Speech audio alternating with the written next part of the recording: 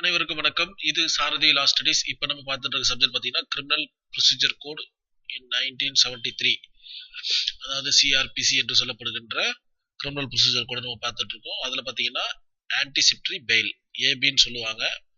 Section பார்த்தீங்கன்னா 438 sub clause 1 வந்து define பண்ணி சொல்லுது. தமிழில் பார்த்தீங்கன்னா முன்ஜாமீன்.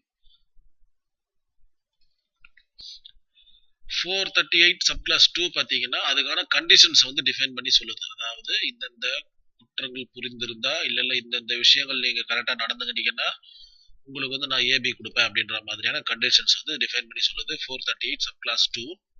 அதுக்கான கேஸ் லாஸ் பார்த்தீங்கன்னா 2 கேஸ் லாஸ் இருக்கு. நம்ம 1 by 1 நம்ம பார்க்கலாம். இப்போ பார்த்தீங்கன்னா ஏபினா என்ன அப்படின்றத நம்ம பார்க்கலாம்.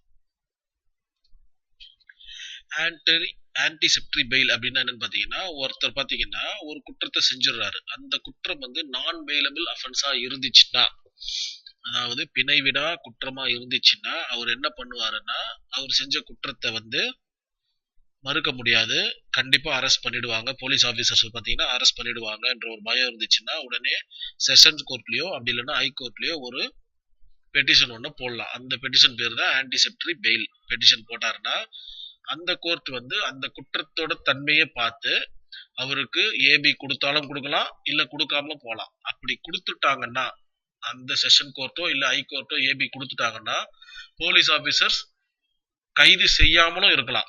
அதாவது ஏபி வந்து இவங்களுக்கு ஒரு காப்பி வந்துடும், போலீஸ் ஸ்டேஷனுக்கு ஒரு காப்பி வந்துடும், இவர் கையில ஒரு காப்பி வந்துடும்.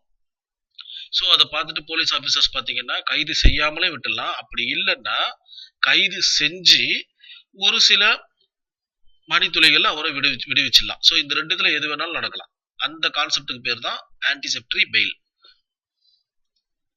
இந்த ஆன்டிசெப்டரி பெயில் கொடுக்கறது பார்த்தீங்கன்னா கோர்ட்டோட டிஸ்கிரிஷனரி பவர். அது கொடுத்தாலும் கொடுக்கலாம், கொடுக்காமலும் போலான்றது நம்ம ஏற்கனவே பார்த்தோம். அதுக்கான கண்டிஷன்ஸ் சொல்றாங்க 438 சப் கிளாஸ் 2. தேவைப்படும் போது காவல்துறை அதிகாரி அழைத்தால் கண்டிப்பா அவர் முன்னாடி போய் நிக்கணும் அப்படின்ற ஒரு கண்டிஷன்ஸ். தேவைப்படும் போது கோர்ட்ல கூப்பிட்டாங்கன்னா அங்க போய் நிக்கணும்ன்ற கண்டிஷன்ஸ். இந்தியாவை விட்டு வேறு எந்த இடத்துக்கும் செல்லக்கூடாதுன்ற கண்டிஷன்ஸ். அப்படி இல்லைன்னா ஒரு சில அஃபென்ஸுக்கு பாத்தீங்கன்னா அந்த ஏரியா விட்டுட்டே போக கூடாதுன்னு கூட சொல்லுவாங்க. அதாவது ஒரு ஜூரிசெக்ஷன் இருக்குன்னா அந்த ஜூரிசெக்ஷனை விட்டுட்டு நீங்க வெளியில போகக்கூடாது, அந்த ஜூரிசெக்ஷன் போகக்கூடாது அப்படின்ற ஒரு கண்டிஷனும் வைப்பாங்க. அது வந்து குற்றத்தோட தன்மையை பொறுத்து மாறும். சில நேரத்துல என்ன பண்ணுவாங்கன்னு பாத்தீங்கன்னா டெய்லியும் இத்தனை மணிக்கு போயிட்டு நீங்க ஸ்டேஷன்ல போயிட்டு ஒரு சைன் போட வேண்டியிருக்கும். ஸோ இந்த மாதிரி ஏதாச்சும் ஒரு கண்டிஷன்ஸ், அந்த கண்டிஷன்ஸை நீங்க ஃபுல்ஃபில் பண்றதா நீங்க ஒத்துக்கிட்டீங்கன்னா உங்களுக்கு ஏபிஏ பாஸ் பண்ணுவாங்க. அதர்வைஸ் உங்களுக்கு ஏபிஏ பாஸ் பண்ண மாட்டாங்க. போலீஸ் ஆபீசர்ஸ் வந்து உங்களை அரெஸ்ட் பண்ணி உங்களை ஜெயில போறதுக்கான வாய்ப்புகள் நிறைய இருக்கு. அதுக்கப்புறமா நீங்க பெயில் மூவ் பண்ணணும். அதாவது ஆன்டிசெப்டரி பெயில் கிடைக்கலன்னா அதுக்கு அடுத்தது பாத்தீங்கன்னா நீங்க பெயில் தான் மூவ் பண்ணணும். இது கோர்ட்டோட டிஸ்கிரிஷனரி பவர். இந்த ஏபியோ கேன்சல் பண்ணலாம். அந்த நபர், அதாவது குற்றம் செய்த நபர் பாத்தீங்கன்னா ப்ராசிக்யூஷன் சைட விலைக்கு வாங்குற மாதிரி இருந்தாலும், இல்ல அவங்கள பயமுறுத்துற மாதிரி இருந்தாலும், இல்லைன்னா ப்ராசிக்யூஷன் சாட்சியை வந்து கலைக்கிற மாதிரி இருந்தாலும், இந்த மாதிரி ஏதாச்சும் ஒரு இல்லீகல் ஆக்டிவிட்டிஸ் பண்ணி ப்ராசிக்யூஷன் சைட்ல ஒரு பெட்டிஷன் போட்டாங்கன்னா எப்படி பெயில் கேன்சல் ஆச்சோ அதே மாதிரி இந்த ஆன்டிசெப்டரி பெயிலும் கேன்சல் ஆகிறதுக்கான நிறைய வாய்ப்புகள் இருக்கு.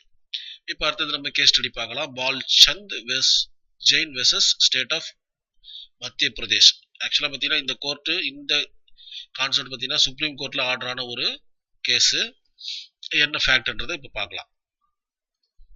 அதாவது இந்த கேஸ்ல என்ன சொல்லியிருக்காங்கன்னா பால்சந்த் ஜெயின் வெர்சஸ் ஸ்டேட் ஆஃப் மத்திய பிரதேஷ் என்ற கேஸ்ல என்ன சொல்லியிருக்காங்கன்னா ஒரு ஏபி கொடுக்கறது, அதாவது ஒரு 438 செக்ஷன் பிரகாரம் ஒரு ஏபியை பாஸ் பண்றது ஒரு கோர்ட்டோட டிஸ்கிரிஷனரி பவர்னு சொல்லியாச்சு. அந்த பவரை ஒரு சில அஃபென்ஸுக்கு கொடுக்க கூடாது அப்படின்னு சொல்றாங்க. என்னன்னு பாத்தீங்கன்னா ஒரு ஆயுள் தண்டனை கைதி, ஆயுள் தண்டனை விதிக்கக்கூடிய ஒரு நபருக்கோ இல்லைன்னா கொலை குற்றம் செய்த ஒரு நபருக்கோ இந்த ஒரு ஆன்டிசெப்டரி பெயில கொடுக்க கூடாது அப்படின்னு இந்த கேஸ்ல வலியுறுத்தி சொல்றாங்க. அதாவது ஆன்டிசெப்டரி பெயில் யாருக்கு கொடுக்கலாம் யாருக்கு கொடுக்க கூடாதுன்றத இந்த கேஸ் ஸ்டடியில மிக தெளிவா சொல்லப்பட்டிருக்கு.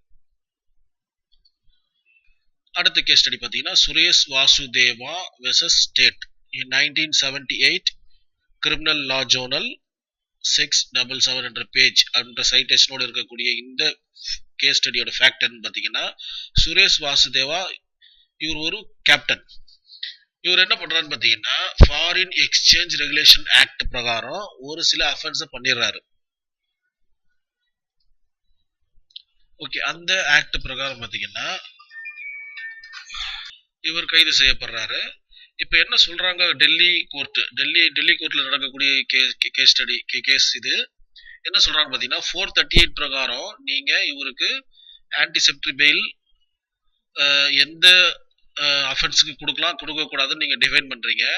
ஆனா ஒரு சில நேரங்கள்ல பெயிலபிள் அஃபென்ஸுக்கும் நீங்க இந்த ஆன்டிசெப்டரி பெயில கொடுக்காம இருக்கலாம் அப்படின்றதுதான் இந்த கேஸ் ஸ்டடியோட சாராம்சம். இதுக்கு முன்னாடி கேஸ் ஸ்டடியில் நம்ம என்ன பார்த்தோம்னா நான் பெயிலபிள் அஃபென்ஸுக்கு தான் இந்த ஆன்டிசெப்டரி பெயில் மூவ் பண்ணுவாங்க, அதுதான் பெரும் குற்றமா கருதப்படுதுன்னு நம்ம பார்த்தோம். ஆனா இந்த கேஸ் ஸ்டடி பொறுத்த வரைக்கும் 438 என்ற இந்த செக்ஷனை பெயிலபிள் அஃபென்ஸுக்கும் யூஸ் பண்ணிக்கலாம் அப்படின்றது தான் கான்செப்ட். அதே மாதிரி நான் காக்னிசபிள் அஃபென்ஸுக்கும் இந்த கான்செப்ட், அதாவது இந்த ஏபியை வந்து யூஸ் பண்ணலாமா வேணாவா அப்படின்றத கோர்ட் முடிவு பண்ணிக்கலாம் அப்படின்றது இந்த கேஸ் ஸ்டடியோட ஃபேக்டா இருக்கு. ஓகே, இந்த கொஸ்டின் பார்த்தீங்கன்னா அடிக்கடிக்கு கேட்கக்கூடிய கொஸ்டின்ஸ் தான் சிஆர்பிசியில். செக்ஷன்ஸை கண்டிப்பாக மென்ஷன் பண்ணுங்க. ஏபினா என்னன்னு சொல்லுங்க, அஃபென்ஸ் அதாவது பெயிலபிள் அஃபென்ஸ் நான் பெயிலபிள் அஃபென்ஸை சொல்லிட்டு அதுக்கப்புறமா அதுக்கான கான்செப்ட் சொல்லிட்டு நீங்கள் கேஸ்ல எழுதுனீங்கன்னா போதும், உங்களுக்கு முழு மதிப்பெண் வருவதற்கான வாய்ப்புகள் மிக அதிகம். நன்றி, வணக்கம்.